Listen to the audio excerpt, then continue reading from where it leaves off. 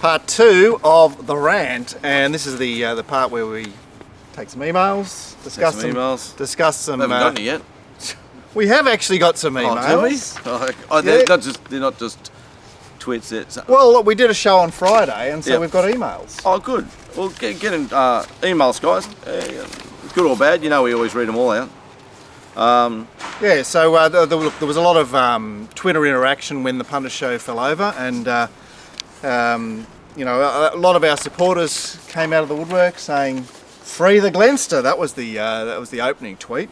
Oh, that was nice, Bill. And the same guy said the country needs Glenster. Thanks, Nick Meredith. Was it Nick Meredith? Was it? Yeah. Yeah. Do we know Nick? I don't know. But he's a friend of the show, and obviously he's a keen viewer. So Rory Semble said he started wondering if Glenn had started doing flower deliveries to pay the fine. That's very funny. What's happened with the fine? No, it's being taken care of. All right, okay, that's good to hear. Good to hear. Should we read the next one out, or should we just skip past that one? I think that's funny. You've got to read that out by Warrior. Warrior Symbol also wrote that this is the Dow boy that you may have eloped with a lady boy in Thailand. That's very funny. I think Dallas would really enjoy that. Nick also mentioned waiting on the new hoodies. Yeah, that'll be for next season. I've still got the blue and black going for this year. Summer will come back. I'll get a fresh Hurley set of t-shirts for everybody. And then next year, just before end of autumn, I'll wait for the 2-for-1 deal and get in there and get them so again. it's a yearly event, is it? I always buy new stuff every year. I know, but is there like a 2-for-1? Does it roll around like that, does it? Yeah. And on winning years, I buy 2-for-1. And on losing years, I just buy the second one when someone just buys one. People think that's funny. Right. Really. So I thought you would have been the stingy bloke both ways. Oh, I'm never stingy if I've got money. Fair enough. You know what I like. If I've got money, everyone's got money. Yeah. I'm not stingy. I just sometimes can't pay. There's a difference. Mad Punter said that he thought that Pollitt might be holding out on contract talks. Wouldn't hold out on anything. Oh. David Flockhart. And David Flockhart is a keen viewer of the show. He said, ask Glenn to tell employers to get fucked. He only has 100 shows left before the big one. Oh, before the necking myself in 2 years? Yeah. I haven't got long to go, actually. No, it's probably fewer than that now that we missed a few. Well, it's actually more than 100 shows next. We're going to be doing the 3 shows a week. Ah, yes, of course. I've got about a year and a month to go now. Yeah, so watch this space for the Wednesday preview show. Obviously the Friday, which will be a Tuesday show. Yeah. And then the Friday preview show for Saturday. And should I hang myself out of that tree there and just as I'm about to jump on camera say, "I love you, Santa"? Fuck Santa. Crookie, he tweeted that he missed the show. The difference of opinion to the norm, and whilst not always agreeing, it provokes thought. Hope it's back. We don't want anyone to always agree with us because that's what everyone does in racing media, and it doesn't help our industry. Definitely want two sides. We want all the carers to come up against the non-carers. Gotta love them. Like a tug of war? Gotta love the non-carers. Do you reckon the tug of war? Non-carers are more honest than the carers. Is that a fair comment? Yeah, I reckon so, for sure. Carers, they care. They're about image. Yeah. The non-carers, and you'll find also the carers tend to judge the non-carers. But the non-carers never judge the carers. I don't walk around going, "Oh, you're a fucking idiot, mate, you care." I never say that. But I would get, "Fuck off, Pollitt, you don't care." I do. You care? I'm a hypocrite, for sure. Yeah. So you're a don't carer that bags the carers? Yeah. Oh. Complete hypocrite. Got to get more and more to care. Because I care about disliking the people that care. I do use care washing powder. Anyway, I use Aldi. I do. Well, you go there. We might be able to get you go there because it's cheaper. I get the grouse stuff, which is care, but I steal it. Because I don't care about Woolies' bottom line. Yeah, okay. So we're going to struggle to get a Woolies sponsorship, but we might get an Aldi sponsorship. We could get Adidas and Hurley as well. Adidas I should be getting definitely 3-for-1. Right. There is a God. Welcome back. That was from Matt Williams. Good on you, Matt. He's always been a big fan of the show. Yeah, Willow, thank you. He was very excited to hear that you were about to burst onto his screen. Good on him. And you did in a big way, didn't you? Because the feedback it was pretty raucous to begin with on Friday, and then when Deanne started writing winners on Saturday, it just went through the roof. Well, you were the one that mentioned that the work I'd done. It seems like Deanne had just jumped off the page at me all day, but Yeah, they're little funny anomalies. She did win the Jockeys Challenge with 9 points. I checked. I know, and do you know what price she was? Well, she was any other jockey. She was any other one. So what was she, 20s? Well, that's a shame she was any other. Because if she was one out, she might have been 200s. Yeah. Anyway, early request, guest appearance of the Snowman. Who wrote that? So Danny Jackson suggested that we should get Snowy on the show fairly soon. I don't know whether Snowy's always welcome on the show. Yeah, of course he is. Come to every show, and it's just more. Danny, it's more. It's more up to these people that want to come. Are we taping, Mark? It's going all red. It's going beautifully, Glenn. Okay, sweet. You better watch yourself later this We afternoon. got a couple of tweets off Richie, and they were kind. Good on you, Rich. Nice to see Glenn stick fat with the wardrobe. Hashtag loyal. Hashtag 2 for 1. You're quite right, Richie. I like him. And So you've come a long way, haven't you? You know, you didn't know what Twitter was a few months ago. and I still Now don't you're reading really, out I still don't hashtags. really understand it too much either. Racing to win. What they tweet. Well done, lads, to see a decent audio-visual equipment being used, professional format to the point. Is that being tongue-in-cheek? Yeah, I think it must be. Yes, more irony, more sarcasm. It's it's all in good fun. And Shane Cole was very kind. Everyone's been very kind. I suppose they care about so us. Shane Cole, who's got an email later on, he said, "My life is back on track. Mark and the Glenster is back. Are back, sorry." He's a poet and doesn't know it. Good on you, Shane. Wow, to you, Just Idea. This is from Jared Cohen. Jared Cohen, you are so channeling. Hashtag HDNet with a better hat. He likes you, this bloke.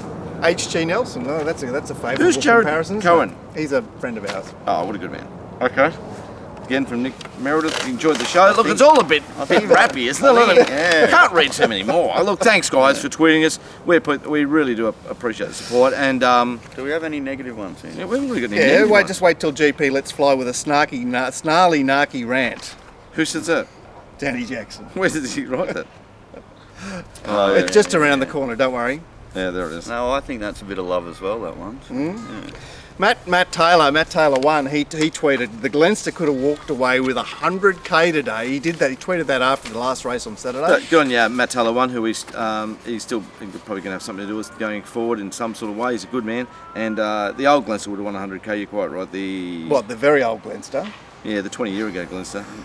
The Maybe 25 years ago. As I said on Friday, the one in the camera there, the grey-haired, old-looking man, doesn't win that sort of money anymore. That's all right. Not everyone can keep surfing without a great surfer. I talked about surfing. Midget Farrelly died this morning. Did you read that? No. Surfing So- icon, 71 years of age. Seems young to die these days. Do you die at 71 at natural causes anymore? Yeah. Or do you just get sick and die at 71? Well, I don't know. What's the definition? I don't know, Natural because- causes, sickness. Well, you can die from natural causes when you're 21 from a heart attack, isn't it? Is that natural causes or is that heart disease? Well, that's natural causes. Getting a disease or cancer. It's just funny, he's 71, you think it's like Midget Farrelly dies. Like, So what's not government's natural trying- causes? Car accident. Yeah, murder, getting shot, something like that. Something. oh. So an illness is a natural cause. I thought, And then what happens if you got like asbestos poisoning? Is that natural causes? I suppose No. that's So unnatural. then it gets It's blurry. yeah. Yeah. Anyway, Yeah, but anyway, 71 is very young to die these days. It does seem young for someone, considering the government wants you to do it at 67. Like, what a beauty. You work your whole life, you got your super 67, 4 years later. I'm just imagining a 71-year-old surfer probably had a pretty interesting 20 years. So and does that 40 take years off your life, do you think? Oh, I'd suggest it would. Yeah. What, smoking marijuana? Because it was marijuana back in those days, and partying hard and rooting shells. Aren't they all good activities for your body? There might have been some LSD in there as well. Oh, it was LSD, Yeah. man. So I don't know what's going to happen. Like, Dallas will not be making 71. Poor Dow boy. What about you? You're not even going to make 55. Yeah, but because I want to go. So that's unnatural causes. Yeah, I'll be unnatural. No. It's definitely unnatural because it's all due to Sandersea when he was a 4-year-old. So Unnatural activity. Unnatural, yeah. Yeah, look, you're going to keep reading more because I don't like when things are nice. No, there's stuff to talk about, right? All right. All right, we'll get some emails.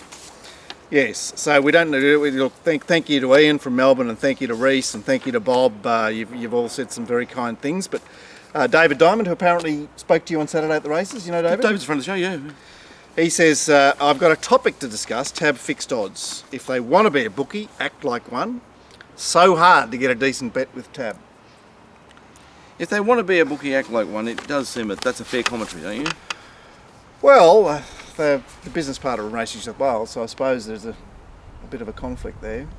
So they have asserted that they don't need to, say, bet to lose 5,000. They're a bookie on the track, right? Because you can bet fixed odds Yes. through the tote the tote facilities there. Yeah, but they even limit the machines now. Somebody was telling me about $800 being a max bet to put on. To win $800. Yeah, well, see, it was Forrester that told me. I said, "Oh, what are you doing?" He says, "I actually put on some cash through the tab that I can only get on for 800." I didn't know whether he meant to win 800 or No, I'd say tab it's, 800. I'd say it's to win 800. to win 800. So, yeah. Yeah, so look, we had this issue a few years ago where I was betting tab fixed odds or tote fixed odds on track in my other existence, and they were basically just rejecting all the bets, refusing all the bets, and we asserted at the time, well, look, they're a bookie on track. All the other bookies on the track have to bet to lose 5,000 if they're on the rails, or 1,500 if they're in the outer. Yep. Why isn't tab, who've got bookie facilities on track, why aren't they subject to those rules? And they asserted they're not, and I think the stewards fell into line with that. But Well, they make their own rules at tab, don't they? They Well, run you, the games. you so- speak to the stewards. I've spoken to the stewards before about betting discrepancies with the tab, and they go, "Oh, it's the tab," and they just look at you like you've got three heads. Yeah. Like I don't understand why they don't get to adjudicate on discrepancies with betting with the tab. Right, well, Why don't they? look, the stewards are employed by Racing New South Wales, Right. and Racing New South Wales' business partner is the tab. I'll say that gives you a green light to do what you like. Well, I just think that it's a situation where Sounds very Eddie Obeid. Am I allowed Well, to it say sounds a that? bit too big to fail to me as well. You know. I'll tell you, Yeah, I think the I- stewards should rule on betting disputes with the tab. Get the operators in. I asked this bet. She girl said, "Yeah, it was $7." She put in the bed. They said, "No, you can have nothing. Now it's $6." We shouldn't also be groundmen for the tab to help them with the prices. Like they're back in the old days when you help your bookie shorten the price up. yeah. That's not my job. Look, it's interesting, but I think the tab does want to bet you. Look, I would say they do. Yeah. But obviously, some people have difficulty betting with the tab. Okay, so there should be some rules. But they don't want to make a book, do they? Do they? they? They just want dumb money. Isn't that the corporate Mentality. mentality these days? Yeah, certainly. Yeah. Certainly, look, I think there are a lot of traders that do want to make a book, but they're probably not allowed to by admin that are saying, look, They're certainly not allowed to get 40,000 out of something at 270 and be $3.80 late on Betfair and have 10,000 back on Betfair. Yeah. They're not allowed to bet back, so therefore you're Yeah. right. And they're not trying to make a book. They're trying to. We've got all this money at 270. Let's watch you get beat. Yeah. right. So to help out David, I don't know what we can say. I mean, certainly, he's saying if they want to be a bookie, they should act like one, and I'd agree with that. But I mean, across the corporate landscape, there's plenty of that going on. Well, so I'm not sure. When you're out at the track, there's about 10 of those machines all in a row. So let's say you wanted to back it to win 800. You do it at one machine. What do? Just go to the machine next to it? Because they're not really that interested in changing the prices too aggressively, are they? So can you do that with the same machine over and over again? I don't know. Maybe somebody can. Tell Well, us if you I do know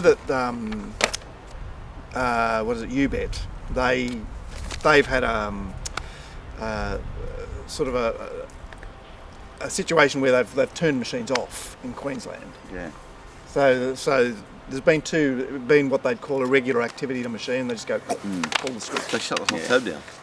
And then the bloke there who's punting for somebody moves to the next pub. Yeah, And lasts and a all the couple of blokes- days there. All the blokes who are in there having $50 bets, they can't get on. They're betting with themselves. They'll end up being SP bookies set up in pubs, and they'll get raided, and they go, well, they kept turning the TVs off. There's a bit of business to be done here. That's very, very funny. That'd be great. SP's at the pub's back. I did get emailed to me some things about the trainers premierships and the jockeys premierships that had just gone past. And look, some of them were very interesting. I just couldn't believe, this Darren Weir's a phenomenon, isn't he? 347.5 winners he trained. He beat Chris Waller by 66 runners nationally. Unbelievable performance, and all the names are there. And who was the most riding jockey in the country? What, rode the most horses or rode Yeah. the most winners? Most winners. Give you 20 to 1. Give me 20 to 1. Well, I actually won't, but I'll tell you later. Who rode the most winners? Who rode the most winners in the country? Anyway, too long. Time, I called time like I did at the poker table a few blokes last night that didn't know I was bluffing. William Pike in West Australia. Yeah, I would have thought Yeah. there wasn't enough West Australian meetings. So would I. Does he travel to Broome? and He all that rode as well, nearly doesn't he? 60 more winners than anybody in the country. Dead set. Yeah, 221.5 finished on. And how many metros? You don't know. No, it's just in Jeez, there. how awesome's that, eh? Dean Yendall, 164.5, and then Brenton in third spot and 144. But 221.5 winners, William Pike. Right? It's a lot of winners, isn't it? Tell you Holy what, shit. decent total prize money there, Yeah, over 8 million. 8 million. No wonder they're all driving flash cars. Shinny and McDonald, the top two prize monies. McDonald got to 13 million and Shin to 12 million. So Blake's It's a capitalist. Shin. I suppose so. You know, and James like nice ones. Who's But, a female rider that won the Melbourne Cup? She must be up there Michelle in the prize Payne? money state. Yeah, she might be up there in the She prize had one money. winner and she got She 2.5, got- 3 million, She something like got that. she jumped to 3 million there. Well, that's what. Well, yeah. there's another D-Weir winner. And then he of won the course Melbourne Cup. Abdullah's got a special member because he won the New South Wales titles too, and he beat Greg Ryan and Grant Buckley, and Grant right up there again, steering him around all the time. So Do you ever have any luck with G. Buckley? never ever, I never on the right side of Grant ever. Good. Yeah, sometimes. Have you got a G. Buckley track? No. What about you? No, G. Buckley leaves me cold. You know, Oh. Penza, I can, Yeah, I I understand. can latch on to Penza. yeah, well, country. Yeah, That's what I'm obviously saying. country, Like but in when- like no particular country. In No. a way, Bathurst maybe. He's a phenomenon, Grant Buckley. Like, you know, he can ride 5, 6, 7 meetings a week. He drives everywhere. Is that his wife on TV too? Young Chantel's his She's a wife. good sort. Seems a nice girl. I don't know if that's politically correct to say she's a good sort. Well, And talking she's about the poli- least annoying of all the women that are on Oh, Sky Is that World, politically so- correct either, Gord? I'm Oh, not geez. sure. Talking about politically correct, the second in charge now, the new steward, Mr. Philip Dingwell, who seems a nice enough fella, and he's doing a good job, plenty of experienced bloke.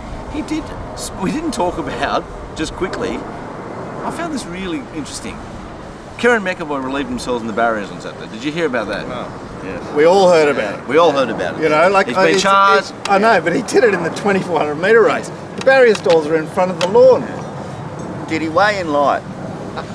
Well, Mr. Dingwell mentioned that it was. And did he have bike pants But hang on, on? Mr. Like the Tour Dingwell, de France? in the if you read the inquiry, Mr. Philip Dingwell is, I'm sure he's a friend of the show. He's a nice enough fella. He said it was that there was 2 girls riding in the race. Renata Costa and Deanne Pena. Deanne Pena. Is that politically correct? Or is it intimidation? With him, probably not intimidation. Oh, what I With a mean- jockey, probably not intimidation. What I mean is, Yeah, what's it got to do with things? it's sexist in a reverse way. Mm. Let's face it. Most women have seen more dickies than men. Yes, They're experienced with seeing That's a dickie lob. that's You right. pull your dickie out now, I go, I've never seen one of those before. But you get a woman here in her 20s or 30s, another one of those old Yeah, mates. Sick of looking at those things. So when a bloke pulls it, isn't it more confronting to the male riders? So it's like reverse sexism. So be careful, because Mr. Dingwell, we can't have racism or sexism in our sport. You gentlemen told me that at the inquiry when asking me about something I'd said. But then you've got to think It's the reverse opposite. sexism. What happens if a girl Relieves beats herself. herself in the barrier? Well, I suppose we'd never know, would we? We watch that in porn 3 nights a week. What's the difference? But I'm just saying, it's more offensive to the boy riders, and I found a little bit of sexism in that comment, trying to worry about the girls, because it should be gender neutral anyway. So do they have their own change rooms now as well? Yeah, they do. Anyway, it was just the way my mind thinks. A bit of a quirky way to think, I suppose. A bit different. But I've got to say that modern women are more used to seeing old mate than most blokes. Well, every Yeah. new club you go to these days is unisex toilets. Yeah, Yeah. it's right. Things are changing. So it's a weird world. And then we've got now tick the boxes, male, female, and now Well, other. I think there's 100. There's 13 genders. I Teeny think, you will know? send me an email and tell me what there is. Hi, Teeny. But it's just an interesting world, isn't it? So a bit of a giggle there at Karen, a bit of a giggle at the inquiry. Got to say, it was a funny thing to do. I mean, Well, he livened up. I've seen it on the football field Yeah. in years Yeah, gone by. yeah, there's been a lot of that, hasn't there? Yeah, old mate. What are you supposed to do? I don't know, look for a tree. Because sometimes I go over there, don't I, behind that block wall, but I have that little feeling of just for about a minute, like no flow, because I'm a bit oh, You're a someone bit, round, apprehensive. and I'm behind a brick wall. Kieran's in the stands, letting down the side. Kieran, let me tell you one thing about it. At least someone like me, I don't care. Like, it was pretty funny. Funny inquiry. All right, where else are we up to? I didn't hear this announcement about Tree of Jesse. I did, and I was in Melbourne. Thoughts on the ride? Well, I guess when we were talking about it in the preview show, I was upset about the fact that it was ridden forward first up, or thought that that was not helpful for it to be ridden forward, expecting it to be ridden off the speed on Saturday. The emailer Nick Meredith is asking the question, given that it was such an on-pace track, to go to the stewards and say we're riding this off the pace or further back off the pace is a little bit naff. Yeah. Well, it definitely wasn't the play on the weekend, was it? But I mean, that's the thing with change of tactics. They're like you get the rubber stamp of it's okay to lessen the horse's chance. One of the few horses you can follow out of the meeting. I thought it went terrific. And to make as much ground as it did, you know, it never at any stage. Wasn't it actually primed on Saturday? It was like it had the run 1400 first up, raced up on the speed, Well, had the freshen up, had the trial, came back to 1200. Yes, it didn't get circumstances to suit, but Saturday was the day it was going to run well. Possibly, but I've done the tapes of that meeting. You try to take something out of any meeting. It's one of the few horses like it. Every other horse I want to back off the meeting to run 100 yards last, and just going to be following Mark's profile there of SP profile, Pearler of SP profile, because it'll be important going forward. Yes, the results of themselves can be chucked out. The Firebird Flyer, 12-1 last start, SP profile kicked in at about the 600, floundering. Anyway, we got through all the emails, so I'm not sure where we're going. Dal, where are you? So Shane's got a quick question for the show. As a punter, Yes. What advice would you give a 4 kilo claiming apprentice? As in an apprentice just kicking out. Well, I'd give them, straight away give them this tip. And I would say, get Saturday's tape and watch Deanne Pena. Watch what she did on some horses. She just was hands and heels out of the barrier. She found a position, kept her head down straight, kept a nice straight line, worked on a balance right through the line. I think that's a great starting point. I think Deanne really displayed a lot on Saturday. Really displayed a lot, especially on how to ride wet tracks. Kathy rode the first one. Like, I really struggled finding Kathy on anything like that because Kathy's on it. But you get these wet tracks, and it's so much more about the horse. Doesn't matter about how hard you flog them. If they're going to dig in, they'll dig in. We've seen the beaten margins on Saturday. They were huge. Anyway, so only 4 kilos. I'm saying with the apprentices, if you watch the apprentices and they need to get vigorous over the last 100, 200 metres, they don't have the balance of the senior jockeys. So I think it's more important for them to be forward so they don't have to make up ground later. I completely agree with that. Forward, using the benefit of their claim and letting the horse just gallop through the bridle. Yeah. Whatever that means. Yeah, it sounds like you could be a jockey. I'd love to be that jockey. God, I would have been a stirrer. How much time would I have got? Oh, what? So you and Robbo, Alan Robinson, you would have been jousting for who could get in the most. Oh, I don't think I'd be like Robbo, do you? He was a bit nuts. He was nuts, Robbo. Honestly, he was completely crackers. What a good man he is. Highlight of the day for me was in the last race, by the way, just one last thing. It wasn't in my numbers, Bay, if you remember, but I just had a little feel for it on the wet track, and I had 2,000 to 300 a place. So thanks so much, Robert Thompson, out there. Just came from last at the 200 to grab third in the last, and there's Gladstone. Go, Robert! Get into a place! Go! I love cheering Robert when I'm on. Didn't he ride the other Sylvester thing last start and he chose to go on Bayview Empire? Yeah, he rode Lazoo at Canterbury. Yeah. Lazoo. All right, well, that's getting towards the end of our first ever rant. We're doing a 2-part start till we really work out what we're doing. Gord, really good to have you a part of our team. Hope you stick with us. Hope you don't leave us. Racing New South Wales, hope you've watched the show and haven't ticked any boxes yet.